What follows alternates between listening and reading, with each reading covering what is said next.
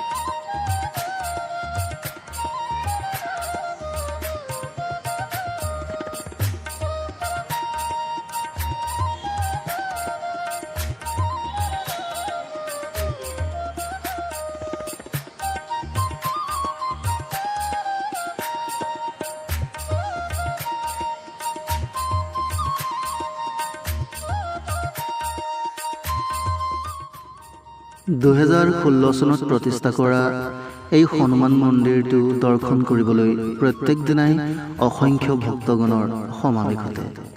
মনৰ ইচ্ছা পূৰণৰ অৰ্থে আপুনি দৰ্শন কৰিবলৈ আহক গোগামুখত অৱস্থিত এই হনুমান মন্দিৰটো।